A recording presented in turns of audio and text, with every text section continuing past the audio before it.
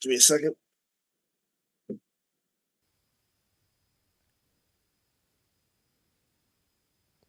I'm Umar. What I is I'm Trevor. and we are pissed. We are pissed because Raw Oh, fucking not happy. sucked. Oh my god, Trevor, how are you doing, my guy? Before I get into this, Oh man, how are you, good sir? I I mean, I am. was fine until about like 8 p.m. Eastern yesterday when Oh, my life became oh, a big ball of misery because I had to watch that crap that they called a television show. Well, like a streaming show. dude, I have so many opinions. One thing I will say that I enjoyed, and is one of the only things I've really truly enjoyed, dude. I think I read somewhere where Roman's contract with Nike is still back on, and they're still working the kinks out on his Bloodline shoe. Dude, the Kobe nines he had on last night, the Kobe nine elites, what it was a colorway that I've never seen. I think it was a custom colorway just for him. Amazing shoe. And it looked like at his foot it looks huge in it, but It's it a was an big amazing man. shoe. That's a big It was a man, very, Trevor. I think he weighs like what I weigh. I weigh a 13 and a half, 14, something like that. You're a big But man. but no, like it was a good shoe. It was one of the best things to me about the show. Yeah. But other than that,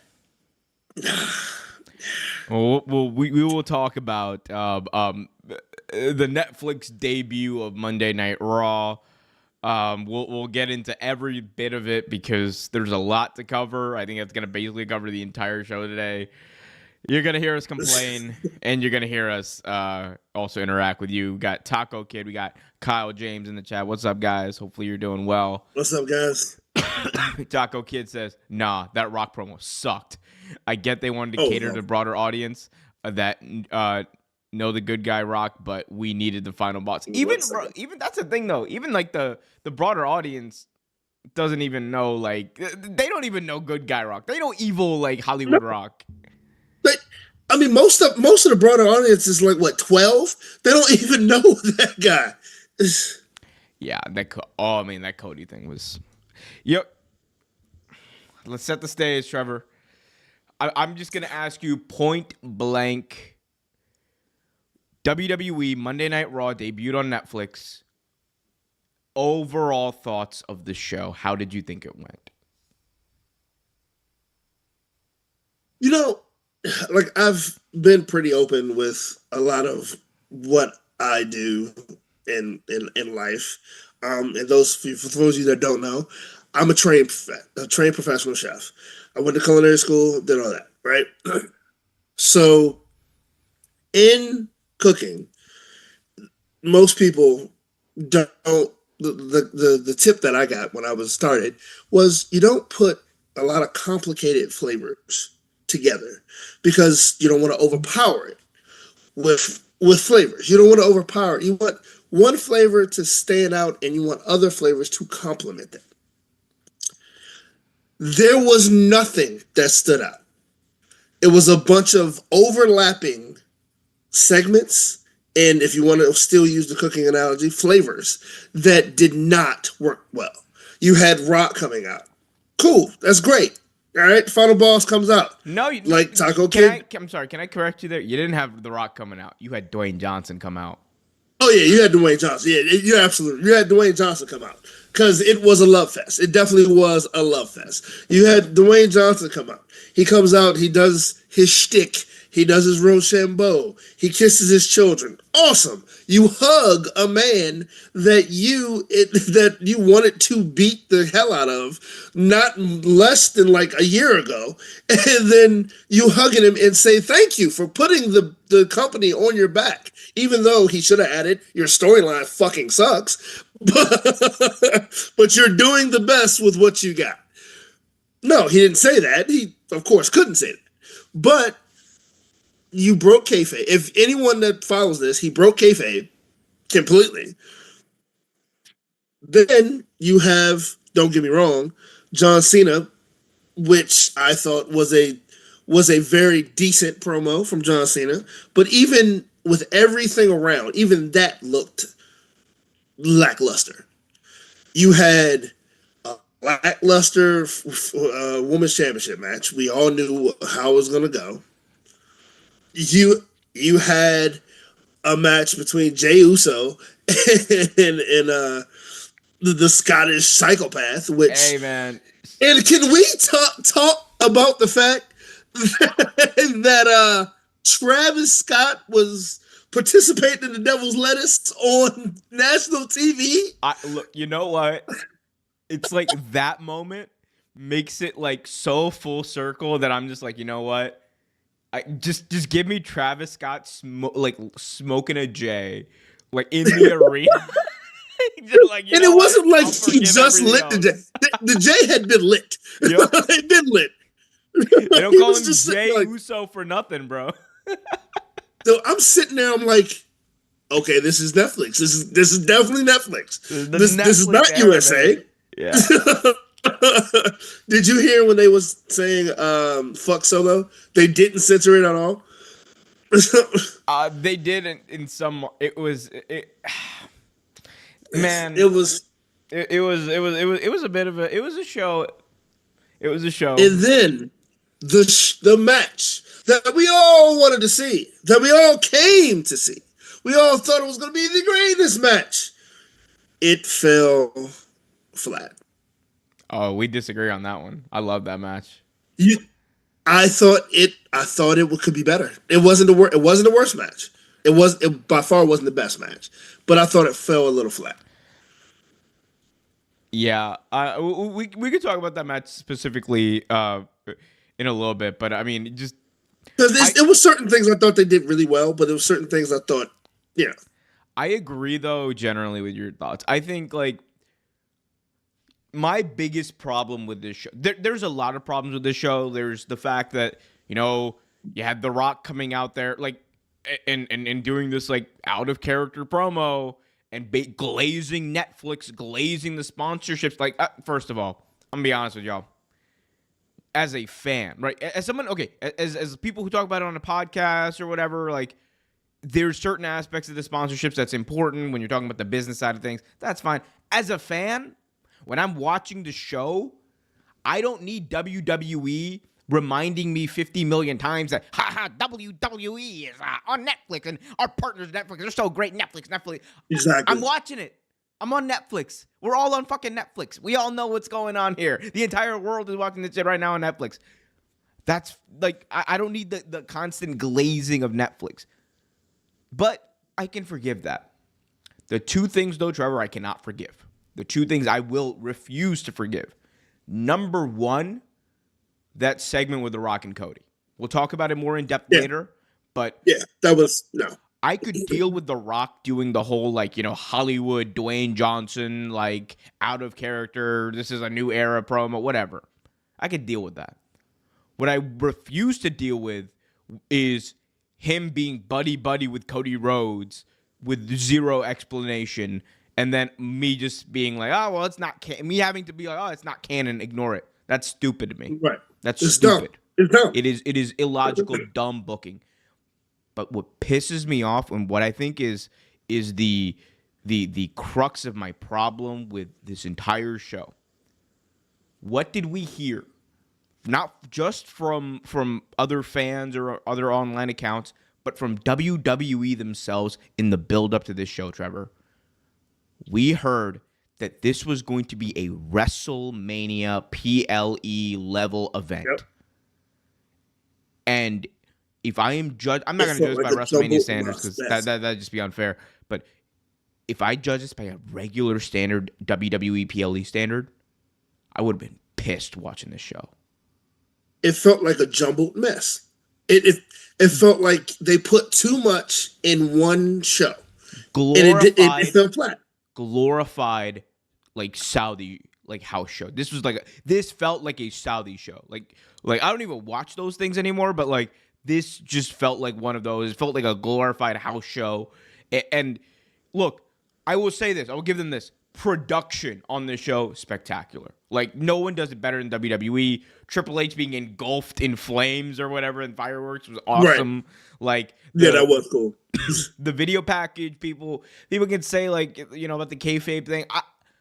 I look at that. I thought the video package was awesome. I love the video package. I do too, and I think that kind of stuff is important because you're introducing the history. That's what it is.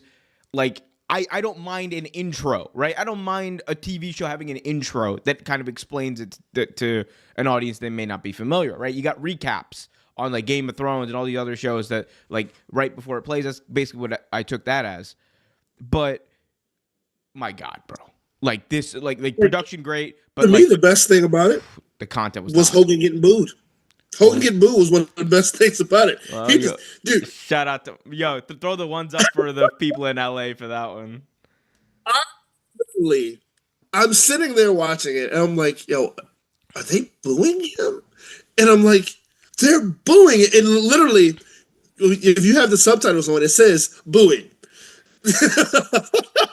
And I'm like, yes, and then literally booing him, and he's sitting there talking. I'm like, you gotta hurry this up, dude, because they're not gonna stop booing you. And like, to me, it was the best part. Screw that guy. Like, he deserved to get booed. A lot of my friends were asking though, why did he get booed and Undertaker did not?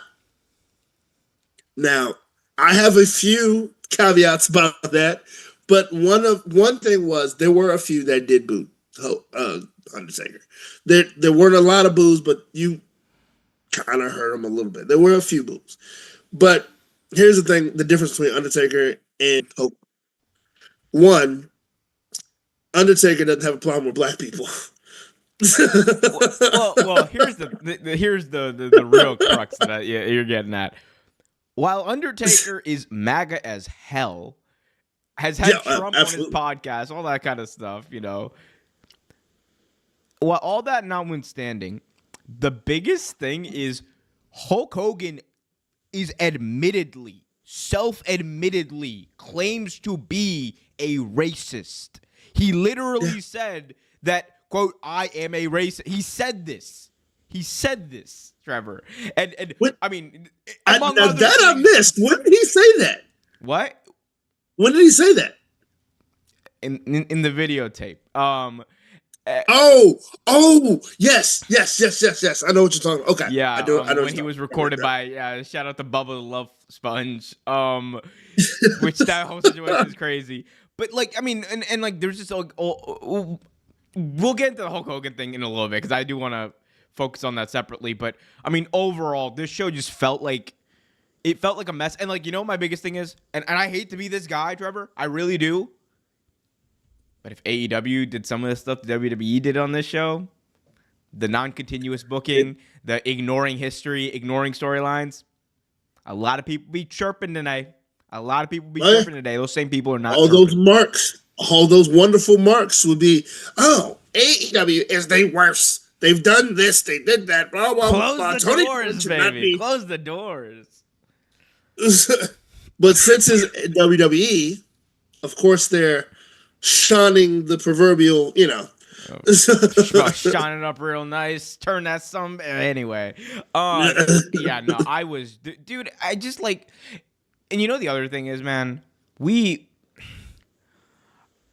Trevor, we're not getting younger, right? Like. How much effort it takes to like watch wrestling? 3 hours live is not like as easy as it was when we were like a lot younger, right? So absolutely, like, and plus it drags on, so it feels like 5. Sorry, it dragged on, so it feels like 5. No, oh my God, no! This show dragged so freaking much, dude. It was bad. It was, and like here's the thing. My original like take was like, okay, this isn't as bad as it could have been. But the more I've been thinking about it all day, like I've been stewing all day thinking about this show, Trevor. The more I'm like, this is like genuinely is like one of the most disappointing things I've seen, because I don't even think. Oh, absolutely, Trevor. I don't even think they did a good job. Everyone is using the excuse right now, like, oh well, you don't get it. This show wasn't for you. This show is for like. the casual fan. It's for the lapsed fan. No, it's not. Bro. No, it's not. Bro, what the hell is the casual fan going to take away from this? Oh, so we got Travis Scott here. You got Macaulay Culkin. So are they on the show every week? What's going on? There's no angle that you built that's going to go into next week. You have a few matches that are going to happen next week on Raw. Chad Gable versus Penta, probably. You have Live Valkyria versus Dakota Kai for the Intercontinental Championship. But you didn't really build those matches. They weren't a focal point of the show. There was no major angle involving a main event talent that tells you, I need to tune in for this next week. None of that. What is a casual fan supposed to say? Like, a casual fan, I'm sorry, they're not just there. Like, you know what blows my mind? I'm sorry. I got a lot of thoughts on this. But dude, I do too. You know what blows my mind when people say this casual fan bullshit? It's like, dude, do you know what makes a lapsed fan, specifically a lapsed fan, someone who used to watch and doesn't watch anymore? You know what makes them want to watch stuff? It's when regular wrestling fans tell them, hey, this is a really cool thing in wrestling. You got to check this out. It's not It's not just, like, an Undertaker made an appearance, rode out on his Harley. Like, ain't nobody talking about Undertaker. Ain't nobody care about Hulk Hogan. Like, come on.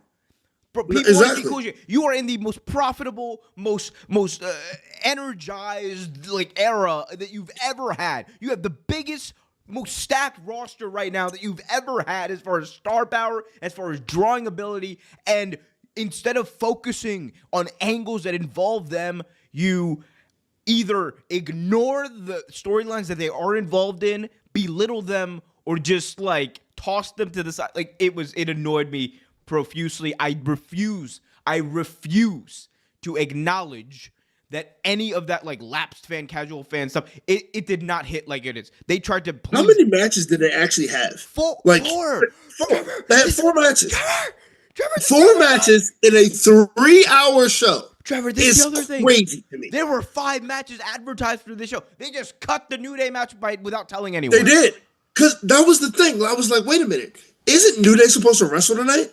And then I thought about it, and I asked my buddy who is a diehard WWE fan, and I'm like, he was like, yeah, I thought so. I'm like, because I thought Penta was supposed to make his debut tonight. Changes. Which would have made sense for the casual fan to introduce someone they'd never seen before. Trevor. I shit you not, my guy. Did you know that Rhea Ripley versus Liv Morgan for the past couple of weeks has been built up as a last woman standing match? Yep. We had a singles match without any explanation whatsoever. And I was so confused. I was so confused watching that match. I was like, why are they going for the pin? And here's my thing. Who cares? Dude, Liv Morgan and Rhea Ripley have fought 17 times in the past 6 months. Who cares? Put it to bed. It should have been put to bed. At this point, Liv Morgan should have been moved on to another champion, to another opponent. But I love Rhea, don't get me wrong, but if you're not going to give it to her off the first one, there's no point in doing it again. And again. And, like, that's the other thing, like, and then Damian Priest and Finn Balor. They didn't even build that up for next week. They just say, oh, it's happening. Like, what? I don't care. You're never going to convince me. Like, this isn't even like a tribal WWE thing. Like, this is like a genuine, like, annoyance thing. Because, dude, like, I work in marketing. I know how like, you're supposed to, like, look at, like, these different things. You're supposed to be like, all right, what would this specific audience think about, like, this? Man, this was... nobody was satisfied with this. Like, you know why this show is going to do a big number, Trevor? You know why? Like, it's going to be like 10 million people probably watching this internationally? It's because WWE promoted the shit out of it. It's because WWE did a fantastic job promoting this show. They got asses in seats. They got people watching this at home because they promoted this as a WrestleMania level show, and it was fundamentally not. And they clickbaited the shit out of every single one of us. They didn't deliver. They did, like you said, they didn't deliver at all. They changed matches without anyone knowing. They dropped matches without anyone knowing. They pushed some of the same crap that they've been pushing for weeks. If this is pay-per-view level, why isn't the champion wrestling? Because why is it? He's too busy doing shots of tequila backstage with The Rock, who, by the way, my other favorite part of this show. Rock taking a swig of tequila and then immediately driving off in his truck. Drunk driving. Exactly. Lighting up a joint. Dudes I knew as kids. They what? different out there in LA, bro. They different out there in LA. I'm like, yo, like, not only did we see Travis Scott smoking weed on TV Hey, different. in an arena, by the way, we just saw Dwayne "The Rock" Johnson take a swig of tequila and jump in the car and drive off. Homie was wilding, bro. That's all I gotta say. Dude, it was a lot last night, dude. Like I said, it was a lot all thrown together, dude. It was, you couldn't focus on one thing because it was so much happening at the same time, and like none of this was wrestling. Not even half of it was wrestling. Like maybe 10% of it was wrestling. I think there was like cumulatively like maybe an hour of wrestling on this like 3-hour broadcast. Maybe, if that. Yeah. And you showed the New Day. You showed the New Day talk to the person that was supposed to fight. But then that was it. Jay wanted to smoke too. Shout out to, by the way, it reminds me, shout out to Jay Smokes. Brooklyn native and hero. They had more significant things happen on SmackDown last week, like the Tiffy cash-in. Yeah, absolutely. That felt more like a pay-per-view level match. That was the other thing, Trevor, to piss me off. Tiffany Stratton, Braun Breaker were both at ringside. Yep. Neither of them had their belts on them. No. So they just look like geeks. Like, neither did Cody. Cody didn't have his. If I'm a new fan watching this, I'm like, oh, who are these like random people in the crowd they're pointing to? Why are they important? I feel like the casual fan, and you can disagree with me if you want. I feel like the casual fan would enjoy something like TNA or AEW easier than this product last night because you get to see who's wrestling. You get to see some new faces. This was not about wrestling. This was all about entertainment, bro. And it did that. No hook. There was no hook. I understand like the look, the vibes. Amazing on this show. The vibes were amazing, but Jesus Christ, dude, the cameras were cool. Even the mics in the corners were cool. But other than that, other than like visually, other than like maybe an entertainment standpoint, just seeing the actual names in the audience and stuff like that, it was nothing. It hit flat. And like I said, for me, it made some of what was supposed to be great flat. Because, I mean, you don't have to have a great show for a great match, but I feel like, for me, it took away detrimentally from what I was there to see. Netflix wanted production, that's what they got. Well, Trevor, speaking of Netflix, we got to talk about this big glaze that The Rock gave Netflix. So the first segment on the Raw show was The Rock coming out after Triple H introduces the show. He comes out. He's sporting like a bit of a 5 o'clock shadow. Those Moana reshoots about to look crazy with his beard. But right. But he comes out and he immediately gives this like rah, like out of character speech. And it's immediately clear. This is not the final boss. Like, this is not the final boss at all. This is Dwayne Johnson. This is CEO. This is boss man. This is boss man Dwayne Johnson.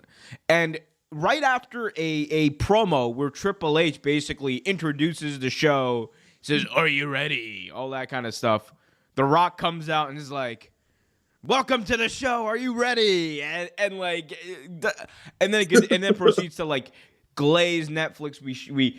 We go on over, and then they do the camera, and it's at the Netflix executives in their booth with the WWE Championship. They're all excited, and he's talking about sponsorships. He's talking about records. He's talking about gates. He's talking about business. He's talking about extracting value, making Mark Shapiro and Ari Emanuel go like, yes, because we want that money.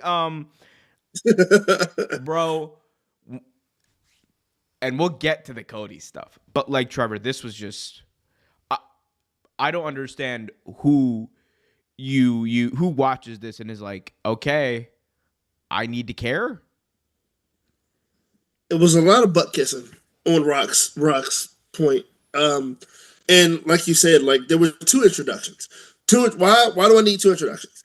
That first introduction was enough. I need a match afterwards. I don't need Rock coming out here and blah blah blah blah blah blah blah. No, I don't need that. I need a match after that. Now, and they were bold as hell for doing the tribal combat match first. Very bold. I see why you did that, but it was a bold move. But like for The Rock to do what he did, like it was a love fest. It was pretty much a love fest, and you got all this heat from being the final boss. I'm the final motherfucking boss, and blah blah blah. And how's your mom, Cody? And like, come on, like all that. Well, it wasn't even how's your mom. It would have been way more in character for him to say like, "Hey, how's Mama Rhodes doing?" It was just like, hey, that would have been great. It was like, "Hey, buddy, yeah, Mama Rhodes." And then Cody.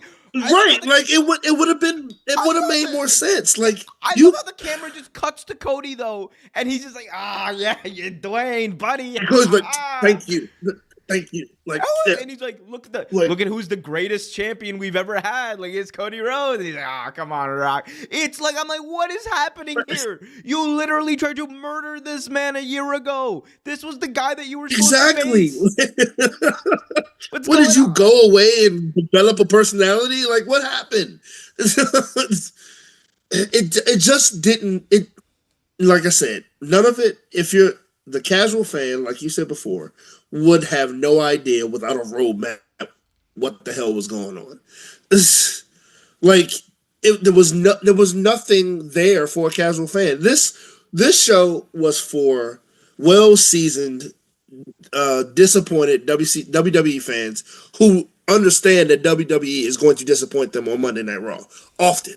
This is like for like LinkedIn fans, bro. This is like a LinkedIn. This is like WWE promoting themselves on LinkedIn. Is what it was. This was business. Is what it was. This was them business. This was the WWE Tinder date from hell. This is exactly what this was. You swipe right thinking you're gonna get something else and got something totally different. I just like. Look, it's one thing. I understand if The Rock isn't going to be at Mania, right? Like, and we all kind of like expected that at this point. He's not going to be at Mania. Whatever. He's got Moana to do. That's fine. Right. Even if you wanted to temper expectations for WrestleMania, this is probably one of the worst ways of doing it because you completely took all of the wind out of the sails of one of the like hottest feuds that you've just been sitting on, that you could go to at any point. And all of the work that they did to build this up, to make this into a moment, to make it to a point, Trevor, where we were all talking about the fact that the match at Mania last year probably could have been Rock versus Cody, and people would have been way more excited for it. Because that's how good of a job they did at building it up. And in one foul swoop, they undermined the entire story. It was one of those things, like you said, it was a well brought up story. It was something that they put time into, and you're like, okay, this could work. But then they just took the wins out of themselves easily, quickly, and promptly. And now, like at that point, you're like, okay, what's that? I don't care. I don't really think I care much anymore. Then, like. Not to mention, like, after that, everything felt like you mentioned last week, this is about to be cinema. And it felt like a B movie. So That's what it felt. It felt like a B movie with terrible production value, with tremendous production value. I'll do you one better. This felt like a new age Marvel movie. Like give me the Madam Web. Give me Ant-Man and the Wasp 3, whatever the Morbius. hell. All the bad, actually no, perfect. This is a Sony Spider-Man offshoot. This is Morbius, bro. That's what this was. All spectacle, no story. The plot does not matter here. Now, the Frank G. Life brings up a good point, because I actually thought there was a possibility of him rock bottoming Roman too, but the more and more he got there, I was like, it's not gonna happen. Yeah, I mean, so we have tribal combat, right? Like that's the next thing, and we have Roman versus Solo. Roman comes out, all the aura in the world, and here's the thing. I definitely feel like this one fell flat. I really feel like this fell flat. The first 20 minutes of this definitely fell flat. Yeah, absolutely. I totally agree with that. Yeah. And here's the thing. There's a level of building up tension and all that kind of stuff that I become accustomed to. And I'm like, all right, 10, 15 minutes of just wait for it. Just wait for it. Build that tension, see what happens next. I'm expecting that. 20 minutes just seemed to be a little much, Trevor. Of this, because and then 20 minutes in we get the run-ins and it picks up steam, but it was just clear that with a lot of things in the show it just dragged. Now my question is this: knowing that Roman is completely cancer-free from what he said, he's in remission. I wonder if his health, stamina a little bit is taking a hit. Is that why it kind of dragged a little bit, I guess, or if it was just the tempo of the match? Because the match, he seemed fine, but also at the same token, like you said, the match dragged when it shouldn't drag, and it just at certain points it felt like just I don't know. Felt like that wasn't something they rehearsed too well. It wasn't thought out well. The match was kind of, I don't think it has anything to do with that. I think you want my honest answer. It's got nothing to do with stamina. When Roman turns it on, he can turn it on. He definitely can. Yeah, he absolutely. I don't think it has anything to do with his health in the ring whenever he turns it on. Yeah. I think it's got more to do with WWE, Roman. Everyone involved kind of understands with this bloodline stuff that they can get away with doing the bare minimum. That's just it, right? Right. I think it's more of that. Whole story. Why would they work harder if they don't need to? I think that's just genuinely it. I totally agree with that. Actually, but the whole thing, like you said before, is stale anyway. The whole bloodline thing is super stale. It's something they needed to put to bed on a long time ago, and now it needs to end at this point. They need to figure something what else to do with Roman. But it's just I don't know. You're wasting talent. You know what I mean? Yeah. And then we get obviously the run-ins. We see, and this is when the match got fun, right? Because we got absolutely the run-ins. We got the new bloodline coming in. I love you, Solo. We got Solo. And it's tribal combat, so it's no rules in this buddy. So we get them coming in, and then Sami Zayn comes in to help make the save, and he helps beat down the new bloodline, and then out of nowhere, Kevin Owens comes in one of the coolest spots on this entire card. It was very unexpected. Yup, out of nowhere delivers a stunner to Roman Reigns, and I think in my head, I'm like, oh wow, wait, what? Oh, he just did it. Kevin Owens just did it, and it makes sense because Kevin Owens screwed out of the world title multiple times by Roman Reigns, and then Cody comes out. It was. Of course, Cody came out. Whoa! And honestly, I think that may have been the worst part of it. And again, not taking anything from Cody because I absolutely love Cody, but they make Cody so not worth watching sometimes. Sometimes. No. I still love Cody.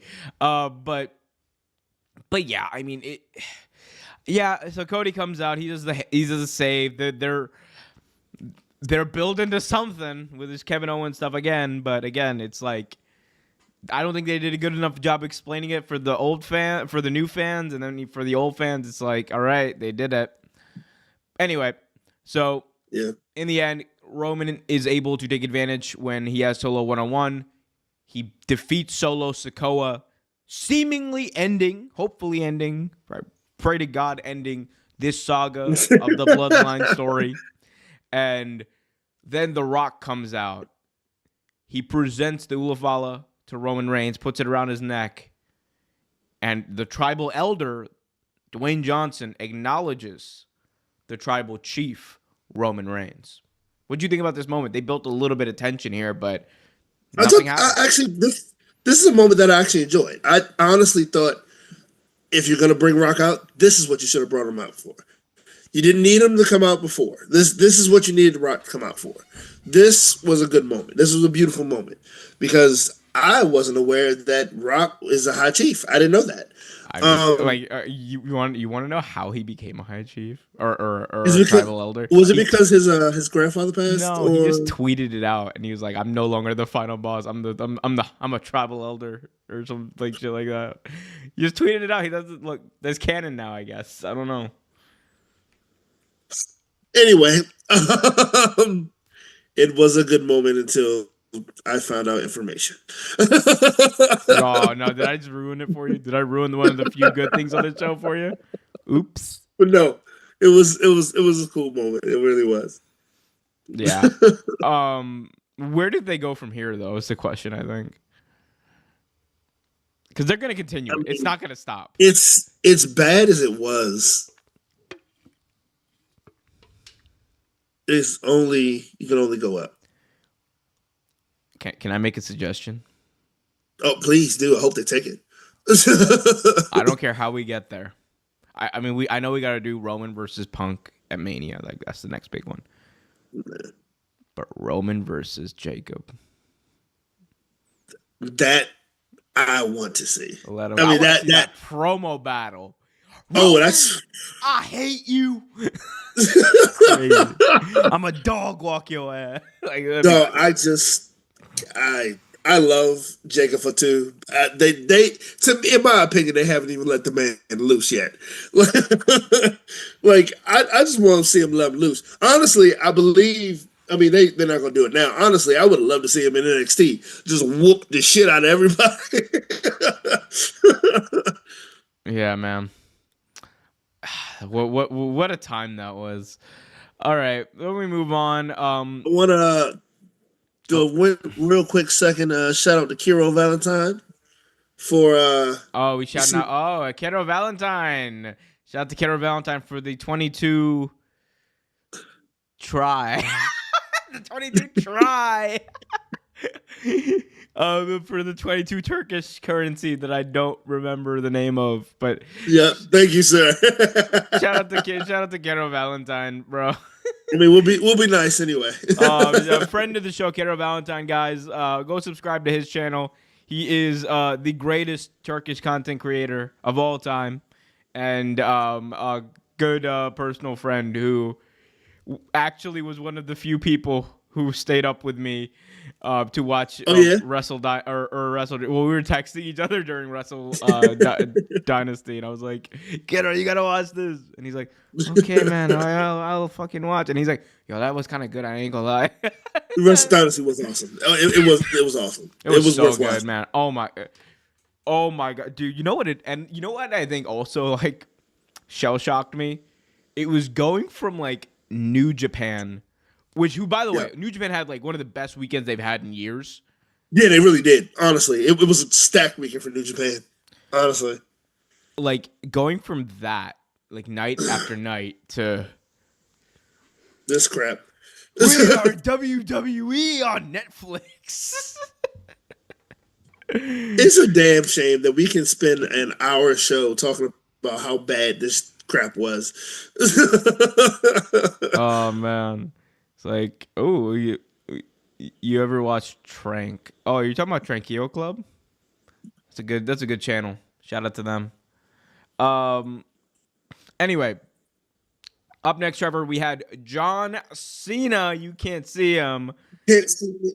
So Cena comes out. He cuts a promo. He's like, it would take a miracle for me to become the WWE champion.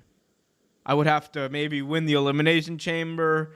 Wait, I know. I could win the Royal Rumble. And it immediately turns into like this thing of like, oh, well, like it goes from like a flat, like, I don't think I can do this, guys. I haven't won a match in over 2,000 days, which, by the way, singles televised matches, that is true. It has been 2,000 days since John Cena has won a match. My, oh my, how times have changed. Absolutely. But I think coming out of this, like the biggest question, Trevor, is what is the plan for John Cena? It has been reported that Cody Rhodes is the likely opponent for Cena at Mania. It is a matter of how we get there, though. There's a few different avenues. There's the Royal Rumble. There's Elimination Chamber. What do we do here? Do you have Cena win the Rumble? Do you have him win Elimination Chamber? Do you have him face Cody at all at Mania? So this is Cena's farewell tour, pretty much, right? This is his. He says, "I am done after 2025. You're not going to see me in 2026 or beyond." Now, I personally think you can do two things with how you're doing this. Now, the avenue how you get there doesn't matter as much as the opponent, I believe. Like getting him some wins on his belt is important. That needs to happen soon. But the opponent, to me, matters more than anything, because here's the thing: if you give him Gunther, now that's a hell of a match. That's a great match. Goodness, they would cook. And you also put Gunther on another level, because this is the GOAT. This is John Cena. This is modern day GOAT. Like him and Gunther. Now, the thing is, what do you do? Do you have Cena win it? Do you have Cena break 16, have the championship 17 times? Or do you have Gunther beat him and also signifying that Gunther is as good as he says he is? Or you can go another route. And honestly, I think this route makes more sense, because both of these two need this. You put him against Cody Rhodes. You do some storyline work with Cody Rhodes, have him have a couple good matches, and then you build this the WrestleMania 41 between Cody and Cena. Not only are you building Cena as the good guy, because Cody automatically becomes a heel in this scenario. Automatically. Does he? I mean, it would make more sense that way. But you know how WWE is. They might try to make two baby faces and put them together. But because I don't think you don't make Cena a heel in his final tour. You don't do that. Oh no, I disagree. I think you do. You think so? I mean, you could. Trevor. I mean, I would love to see a heel Cena personally, but I think the one that needs it the most is Cody. I think Cody needs the heel turn more than Cena does. You have the rest of Cody's career to turn him heel, and he will be a heel at some point. He needs to be. He has to be. I don't think we're there just yet with Cody. I think there is like a lot more babyface stuff you can do with him in the right way. It is, but unfortunately it's not working. I'm gonna be so honest. Part of this is selfish, but part of it is also like I'm thinking, what does WWE want to do? WWE, we know their main objective is creating moments, creating clippable moments that people will watch back, creating moments that add to the grandeur and mystique and spectacle of WWE. I promise you this, Trevor. If WWE does Cody versus Cena main event of night 2 of WrestleMania, and in the main event of WrestleMania, with the 17th World Championship on the line, the quote-unquote record. That's not really a record, but we're going to ignore that because WWE. But the WWE record of 16 World Championships being broken, and it's by John Cena, who does it by cheating and gloats about it afterwards. John Cena turning heel, kicking Cody Rhodes in the no-nos in the main event of Mania to hit the FU, not the attitude adjustment, the FU for the win. Yep. I'm telling you, it will be the biggest moment in the history of WrestleMania. But is that the end of his career? Is that the end? Oh no. But see, that's what I was getting. December. At. Like it says December 2025. It's okay. Over. If that's the case, I'm mistaken. If that's the case, then yes, you do it. You have a good shot to do something that he's never really done before. I mean, he was a heel when he first started, but was he really a heel though? Bro, give me NWO John Cena. Give me just like that's what I'm saying. He was a heel when he first started, but was he really a heel though? Like that way, I want John Cena to walk around here being the biggest a-hole in the history of this company. Let him go out there and be the biggest a-hole in the history of this company. Let him go cook. Let him have his rematch with like CM Punk. Let him cook with AJ Styles one final time because God, I need to see those two wrestle again one final time before he retires. Just one more. And then at the end of the rainbow, the American Nightmare Cody Rhodes is the one to retire John Cena, and the American Nightmare Cody Rhodes is the guy to take that belt back, vanquishing the evil John Cena. I'm telling you, man, it's just no, it works. It definitely works. It's something that makes sense. Give me the moments. That's the moment I want. Mean, it's something that makes sense. Like you said, Cody is going to turn heel at some point. He has to. Like he almost has to. It has to happen. I don't care what other fans say. Cody Rhodes being heel has to happen. He's going to be an amazing heel. He already has been. Like if he keeps up being the heel that he was in ROH, New Japan, and in NWA, and even here's $20 TNA, $10 more dollars than they're gonna pay you anyway. Work. But Cena is heel. If Cena becomes heel, he needs to go all out. He can't be a casual heel. Yes, just turn him to Hulk without Hogan, the racism. Without the racism, yes. Jermaine, you're absolutely right. Just turn him into. I used to call him the modern day Hulk Hogan anyway. I used to call him this generation's Hulk Hogan because to me that's kind of what he was with more talent. And looking back though, I'm like, look, John Cena had his moments. Nexus aside. Yeah. He was not as big of a diva as Hulk Hogan was. That man was. No, he never was. He was never the biggest diva. Like Cena was fine with putting certain people over, but again, like you said, he had his moments. But Hogan didn't want to put anybody over. Hogan refused to put anybody over. Hogan's like, all right, Vince, brother. So I'm putting Macho down for the 3 count tonight, right? Actually, he's going to put you down. That's not going to work for me, brother.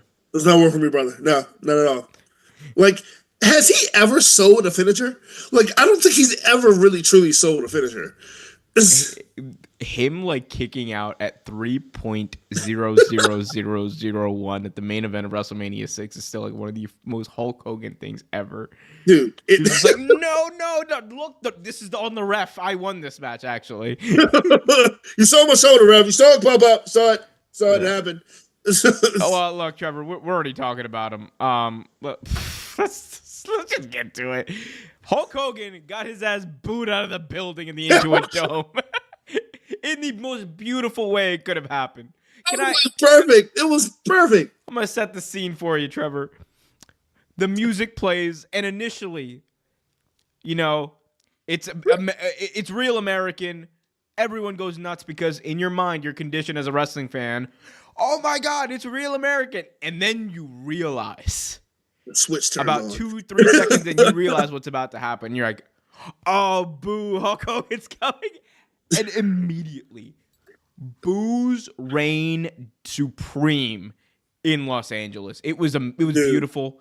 It was wonderful. WWE tried to do the crowd sweetening because like we know like they always add like that extra layer of crowd noise over their show. They've just done that ever since the pandemic. And even their extra layer of padding of cheering could not. It did not hide it. This was I will say this, genuinely, this was like my second favorite thing on the show. Oh, it was amazing. It was absolutely amazing. Like I like I was watching this and I was like, yo, this is absolutely hilarious. And then one of my boys put on Facebook, I bet Hulk Hogan's beard tastes like he said tastes like segregation and racism. Tastes like segregation is crazy. Wow. Oh my God. Jesus Christ. Oh my God. He said That's crazy. I was like, oh my God, dude. Well, Hulk Hogan. But no, like it was a funny day. It was a great moment. I think he thoroughly deserved that. Well, it got worse for Hogan. So he's shilling this American made beer that WWE is now a partial owner in, which is now like I think they're kind of like, oof. Well,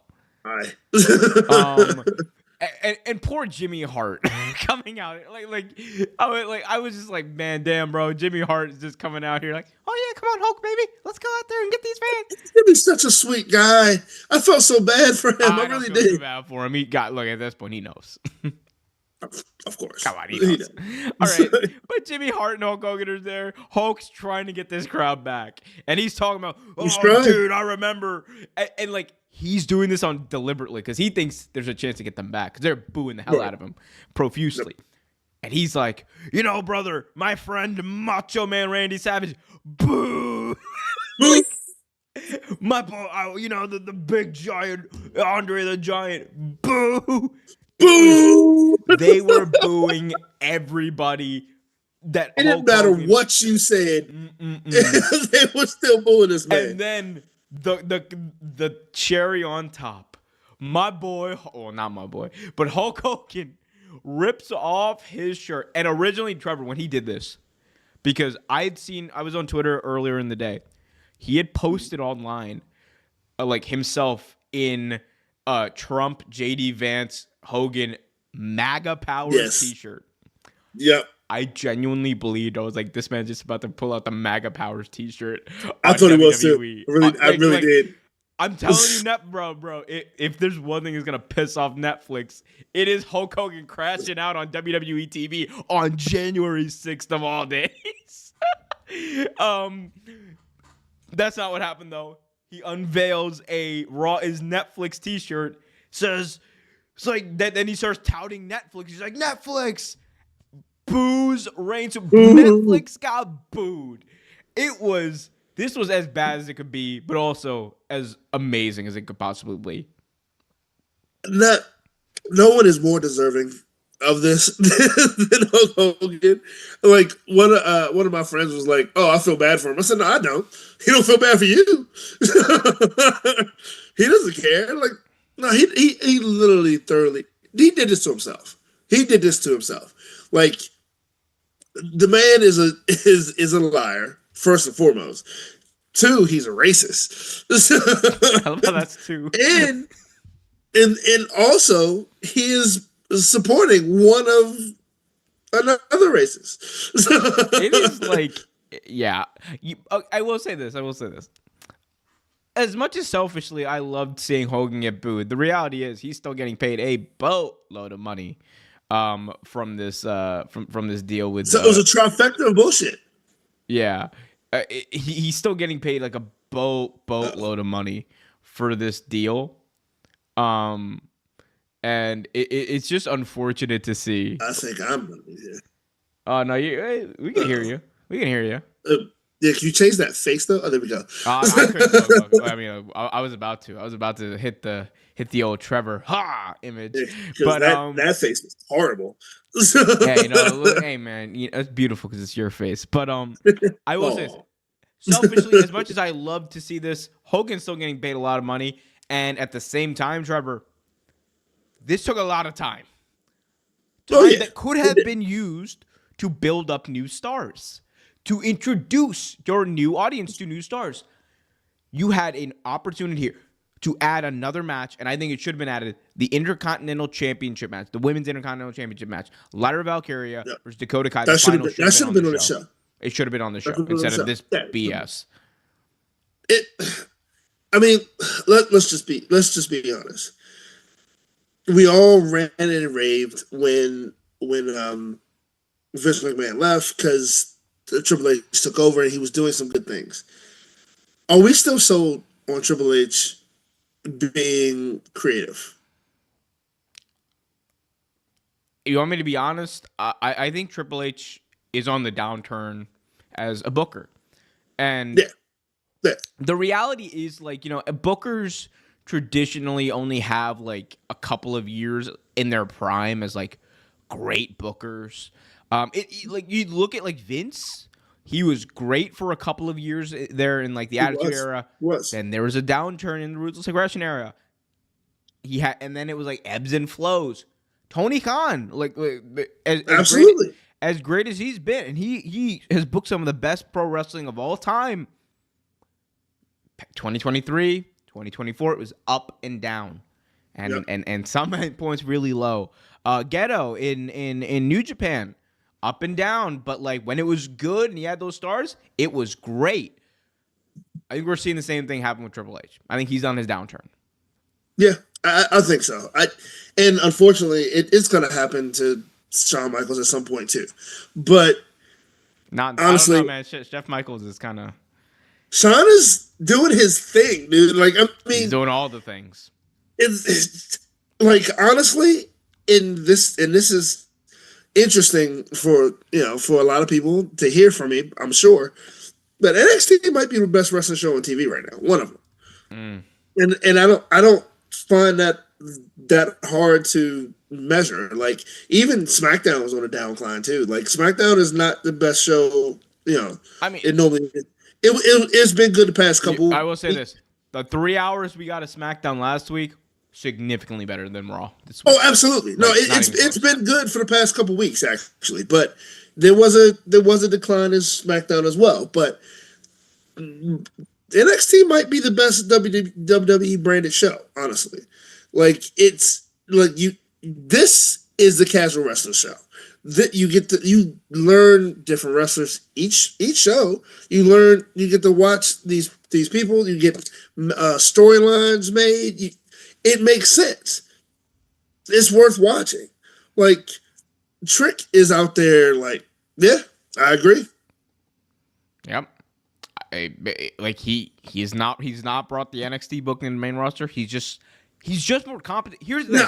That makes me wonder if he ever really booked for NXT, if it was just Shawn. Oh, no. It was him. Shawn wasn't involved in the booking in NXT during those. Like, Shawn didn't become involved until like 2019. Yeah. Okay, that's right. Yeah, 2019. So Triple H had like 5 years of booking great stuff in NXT. Yeah, and it just went to crap. But yeah, I mean, I also think like he's getting comfortable. I think it's clear that Triple H has gotten comfortable as a booker. We kind of like understand what his view on what WWE should be. It's weird because if you listen to like what Triple H like says about like specific matches or whatever, it's like, there's certain things he loves. Like, he's like, he could not stop raving about that CM Punk Seth Rollins match, which was like, in my opinion, the best thing on the show. It was. And like you could tell, like he's also someone who reportedly like he used to watch Dynamite when Vince was booking Raw and SmackDown. Like, he would be watching Dynamite and he'd be like, "Yeah, this is like the best wrestling show there is." And this is while he's going head to head with them because he's like, "God damn, they are cooking." And I think Triple H in his heart is like one of those guys, like, he's like a wrestling fan, but he's booking sports entertainment, and his idea of sports entertainment is this long-term, dragged-out booking where it's like you're really only booked for 3 months out of the year, and other than that, you just get like some mini cooks here and there, but like you just continue everything, and everything builds up to Mania. And when you do that with most of your major storylines, it's going to feel like the entire year drags, and I think that's like been the theme of Triple H past like 2 years probably. It's just been, everything's been dragging. I mean, it's a shame, but like at this point, he needs help. He definitely needs help booking the show because it's starting. Like you said, it's starting to show, starting to come out, and it's just it's no storylines. Like things are starting not to make sense. Like I said, although I do agree, Seth Rollins, CM Punk, best match on the show, best thing about the show. In certain aspects, I thought it dragged a little bit. I thought it was off kilter a little bit. I thought the overall badness of the show kind of took away from it. That, like I said before, but it was the best match of the show. I mean, look, it's a show with 4 matches, and one of those matches was just a segment. All right, it was just an angle. Yes. Yeah. I mean, look, as far as like the Rollins Punk match goes, I really enjoyed it. I thought Seth had his working boots on. Punk gave it everything he had, and I think I know there's gonna be another one though. I know it's gonna be. It's not over yet. I actually wouldn't mind if this is like the end of it for now, and like they wait like another like year to do the rematch. To reboot it. Yeah, because like I like the idea of Punk after all the smack he's talked about Seth Rollins, he gets one over on him, and Rollins gonna have to work back to that victory later on. I like that. The idea of that is not bad at all. Actually, I like you that. just hate CM Punk. You just hate CM Punk. I don't like him. I actually like CM Punk. I don't like him. So Phil Brooks is I can't stand Phil Brooks as a person. I don't like Phil Brooks. Like when CM Punk was an indie wrestler, I watched a lot of CM Punk matches. I did. I was never a huge CM Punk fan, but I did like CM. I didn't hate CM Punk. I think I've said this before. I just like. I never called him the best wrestler in the world because it was all so many wrestlers. Well, I mean, look, naturally, Bryan Danielson is still around. There was so many wrestlers better than him at the time. I mean, of course, Bryan Danielson was out there. Like, I mean, you had, who else? You had Nigel McGuinness. You had other wrestlers out there. Whoa, all right. That were better Nigel than McGuinness. Come on now. Of course, Nigel McGuinness. Come on now, bro. All right, bro. Like, look, let's not. We'll argue about this later, but no, like you had so many wrestlers out there that I thought were better wrestlers than Punk. Not and when I say this, you'll understand this. But I thought Punk was one of the best workers at the time, and great work. Amazing worker. The only other worker better than him, and I'll say this ad nauseum, Christian. Christian is still one of the best workers that I've ever seen. But he was a great worker. That the work ethic of CM Punk is what made him as popular, is what made him as good as he is. CM Punk's work ethic was crazy. And still is, actually. But at the same token, there are some things that I can't stand about Phil Brooks. And, like, honestly, again, this was a great match. I take nothing away from that. I just thought parts of it fell flat. That's all. I will say this. There is, like, this running trend of, like, Punk, like, obviously getting gassed in his matches, which... Yeah. It's weird. I think it adds a little bit to the match. Because I think like that's a character trait at this point for Punk, right? Where it's like he's old as hell, but like, it weirdly like him being tired, him being gassed to me, it adds like more drama to it because he's like, especially like, bro, the finishing sequence was beautiful because they ripped. It really directly from the most overlooked match in the history of professional wrestling, Punk versus Mox. No one will ever talk about that match because of what happened afterwards. It was a great match, and I was there in the Now Arena. The atmosphere for that match was like it was insane. It was one of the funnest times I've had watching pro wrestling. And like again, no one cares or remembers because the Punk crashed out right afterwards, literally. But they did that same thing. Punk hits a GTS. Rollins goes off the ropes, and Punk hits him with another GTS. So now, Trevor, he has done that to Moxley. Yep. He has done that to Rollins. Yep. One other guy. Roman. Oh, Roman. if he does this finish with Roman Reigns, or I think like what they'll end up doing is like they'll tease this finish, like he hits him with a GTS, and then like Roman falls on him, and he'll try to go for the other GTS, and Roman out of nowhere, it's a Superman punch. Punch, yeah. Yeah, I could see something like that happening. It's like, nah, you're not. Look, I'm not those jobbers, Seth Rollins and Dean Ambrose. All right. Jermaine's talking trash. He's like, all right, so don't make Kenny have to put BTA to Brian again. Whoa.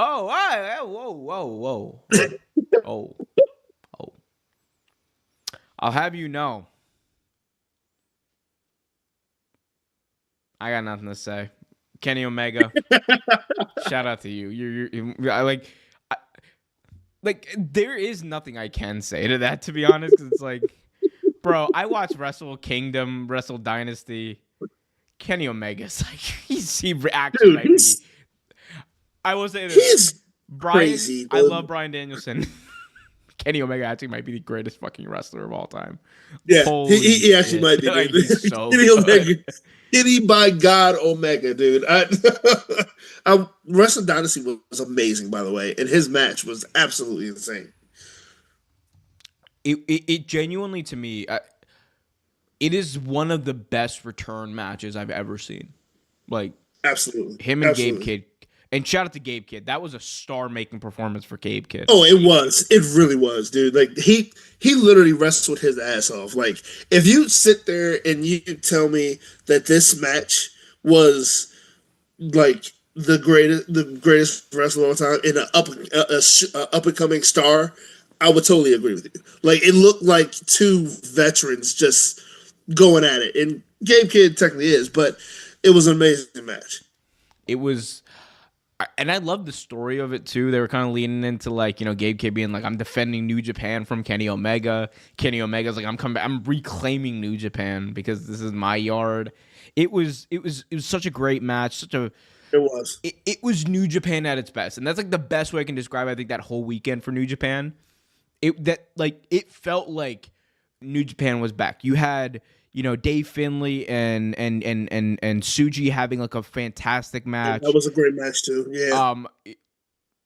Shout out to Zack Sabre Jr. He could not get a good match out of Shota Umino, which I'm still disappointed in Shota. But one for lack of trying though. Mercedes and Mina Shirakawa had a great match. The Stardom women killed it. Like it was such a great weekend for New Japan because it felt like all of the buzz and all of the importance that New Japan's been missing without like a lot of these big stars the past couple of years, they got it back. And I just feel like, you know, it was an important weekend for New Japan because you saw like the next crop of talent, you know, the Tsujis, the Finleys, the Gabe Kidds, to a lesser degree, the Zack Sabres. You know, you really saw them shine here. And it was like, okay, New Japan's got this crop of talent. They're going to be good. And like the image of Tanahashi at the end of the Omega match in tears. Yep. Oh my goodness. I was like, same Tana, same. Such a great match. By the way, give me Tanahashi versus John Cena. WWE, make that happen. I don't care what you got to do. I don't care. Look, they're both retiring, all right? Just do it. Just do it. Come on. Could you imagine Cena working like a New Japan style? He would have to be the prototype. He would have to wrestle like he did when he was. That would be. I would love that. I would honestly love it. Because a lot of people don't know this, but he actually can wrestle. He just doesn't have to. Remember when Hogan used to wrestle in Japan, and he would pull out like a I don't even like an arm like drag. A standard drop kick, oh or my goodness, it's an arm drag, and then he would do the submission maneuvers. Oh my goodness, what a maneuver! Wrestle his way out of a wet paper bag with a hole in it, like. I've seen Hogan try to do certain matches and certain wrestling moves, and it really just hurts me to even. Dude, have you've seen him do an Insiguri once before, right? Yep. It looked painful. It's the stiffest, It looked most painful. uncoordinated thing I've ever seen. First off, a man that big should not be doing anything like that. No. But it's just, dude, it just doesn't look right at all. Like, oh, it looks terrible. You know what looks great though? Kenny Omega, gone for 14 months, put on an absolute classic. Kenny might need to be drug tested. Hey man, all the juice. Give him all the juice, bro. What I'm so excited though is like, I think we're finally gonna get like New Japan Kenny in AEW. Like, I can't wait. Not the like not the belt collector, which was like I loved the belt collector. It was a little goofy. Oh, the belt collector gimmick was awesome. I loved it, but like him just being like serious, like I'm Kenny effing Omega, like. Oh, bro, y'all ain't ready. Y'all are not ready for Dynamite. It's gonna be interesting. It's gonna be fun. Oof. It's gonna be a lot of fun. Man, you know what is not fun though? A lot of things. The Cowboys denying Cooper Rush his $250,000. That was so stupid. Because Jerry's too cheap. Yo, why is your owner so cheap? He's the owner of the richest team. Asshole. Dude, did you also hear they blocked the Chicago Bears from interviewing Mike McCarthy? Why? Who cares? You're gonna fire him anyway. Might as well get like a 3rd round draft pick for him. It's Christmas, dude. What the fudge? Hey man, look, there's always next year. Like I told you before, I don't care. I'm done. Whatever. I have paid more attention to college football this year anyway, so I don't care. Oh, wait, Notre Dame. Yes, right? sir. Yes, sir. Hey man, my Broncos did not do well in the college football playoff. I kind of called it. I kind of thought Penn State was going to get them. It was it was 17-14 there for a while, and I was like, all right. It was. It really was. It was a close game for a minute, and then the third quarter happened, and I don't know. Suddenly, it was like I don't know what happened. It was like a truck hit me. I was like. And I was like that. It happened really quick. It happened. Okay, we lost. It happened truly quickly. So who do you think's winning it? Who do you think's taking it home?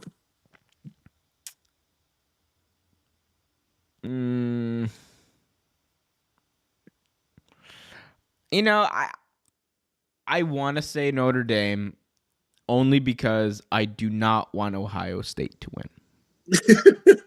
So I will say this: I am a realist. Always have been. I think Notre Dame has an amazing defense and has an amazing has a good decent offense as well. But I think they might get shown up by Penn State, and I honestly think it's going to be Ohio State and Penn State, and Ohio's going to take it. I hate. Nah. I hate that I'm right. I hate that I'm normally right about these things, bro. But bro, these Buckeyes, the way they acted this year, they have no right to win. The Buckeyes, I can't stand Ohio State.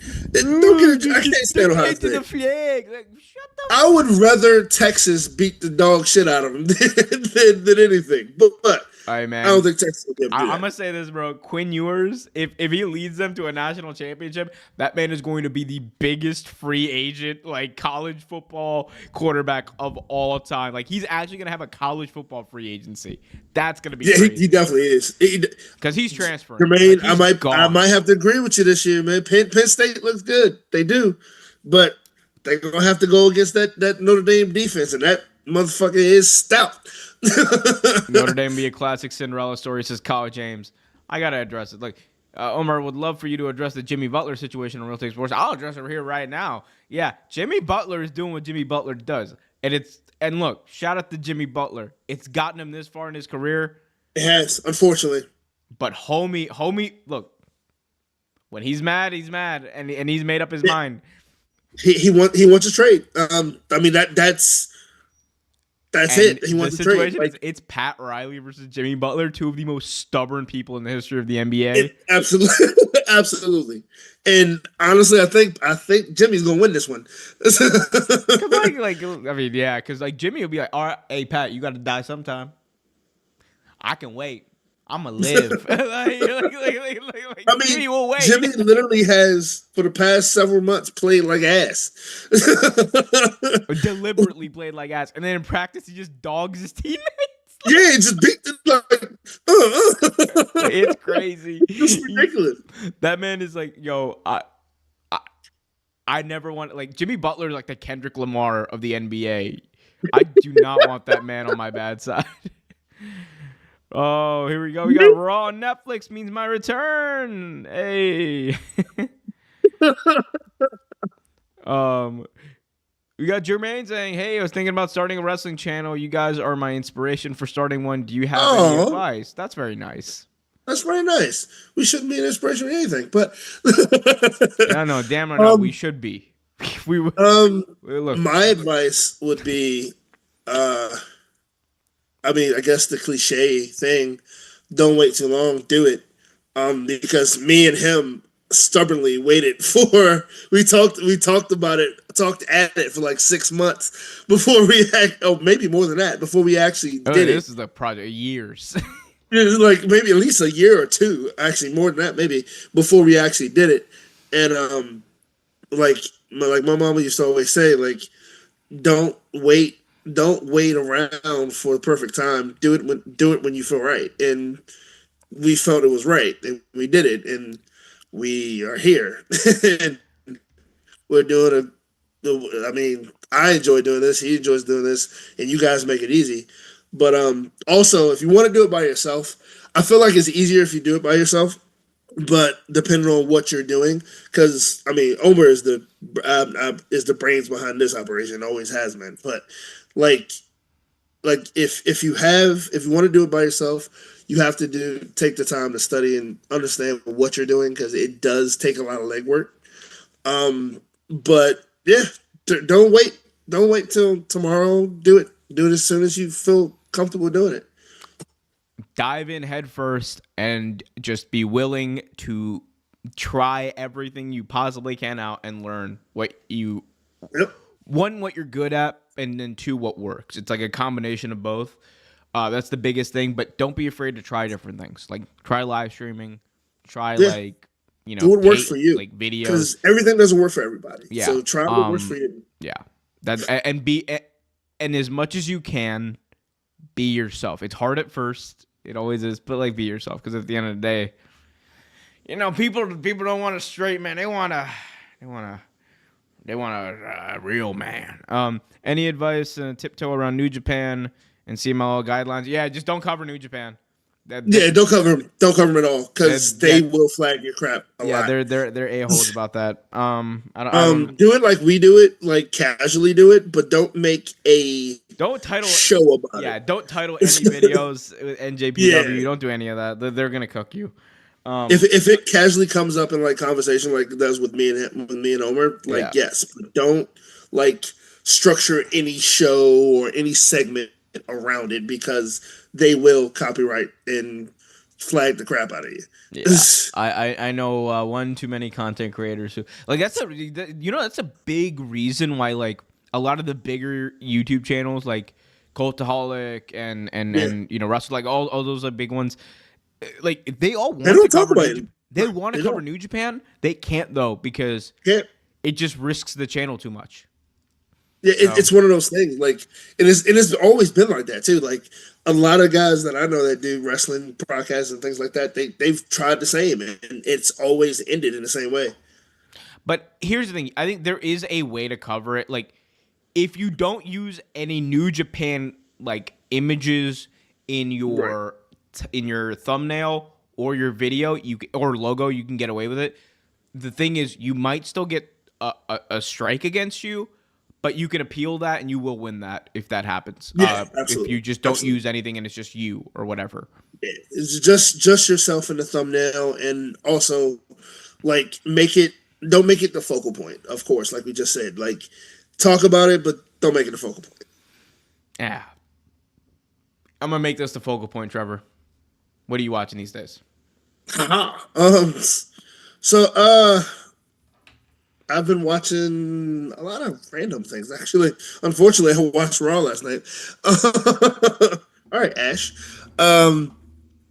You'll bring your Pokemon ball out. Maybe. So that is really cool though. That is still really It's like cool. the coolest thing ever. I'm actually finishing my rewatch. Trying to finish my rewatch of The Sopranos.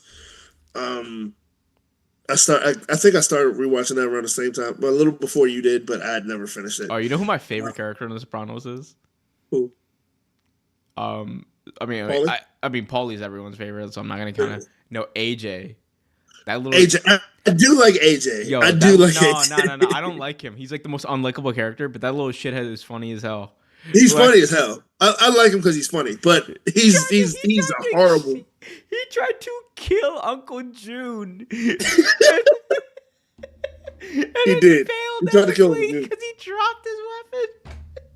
I thought it was the funniest thing possible. I was like, how did you do that? Like, AJ is a total dislikable character, but he is incredibly funny. Like, I don't know. I mean, I feel like saying Tony is very like cliche, but like in most of the guys there are kind of deplorable, so it's kind of hard to really like anybody. Because honestly, for a long time, I liked Chrissy, but Chrissy's a jackass. AT, I'm writing a script. I'm running a script, and why does it always feel like he's yelling at me when he talks? So like my other favorite character, God, what is his name? Phil Yeah, Leotardo. Phil Leotardo is like my other favorite character. Oh, He was yeah, like the other. yeah. He was like the older mobster that showed up in later seasons. Yeah. Which one is Sal? Sal is the one. He's one of Tony's boys, right? It says we're just saying Italian names now.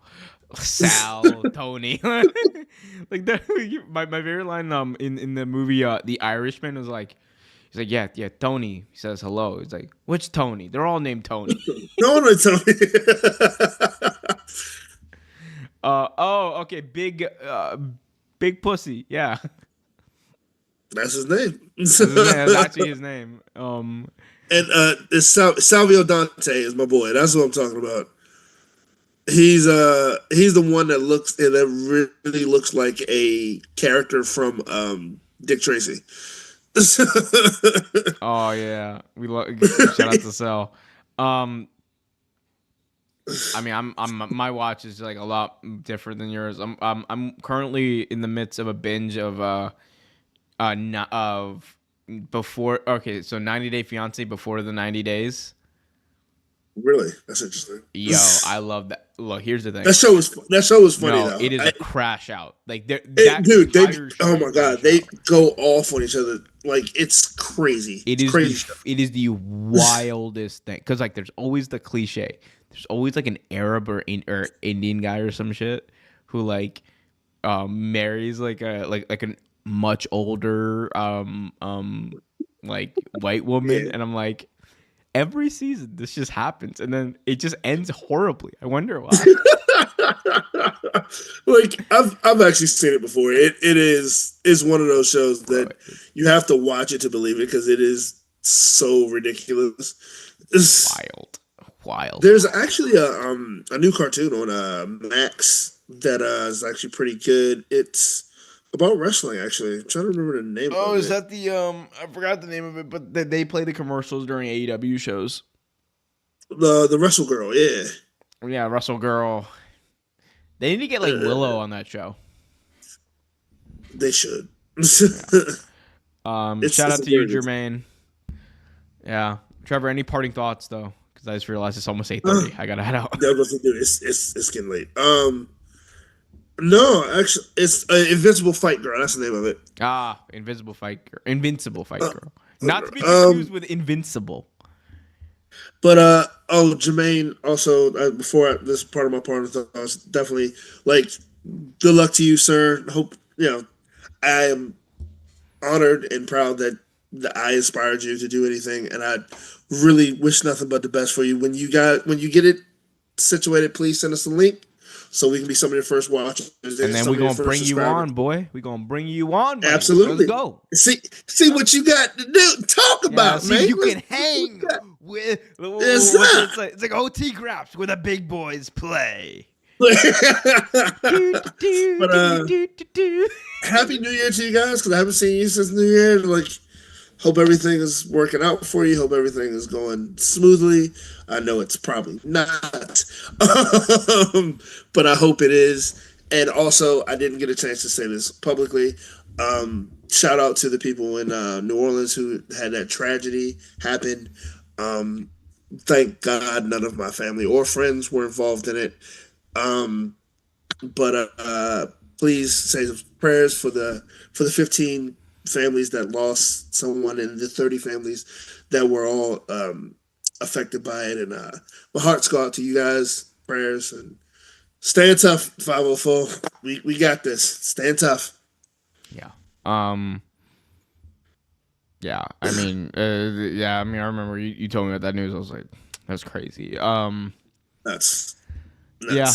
Our thoughts, prayers, love are with the families, like, and like families everywhere. Because like, it wasn't just that. There's just it was a lot of stuff. There's just so much like, there's just so much bad stuff happening, like all across the world. It was a lot of stuff. So, shout out to everyone. Be safe, be happy, be healthy. Like, enjoy your lives and go Ravens.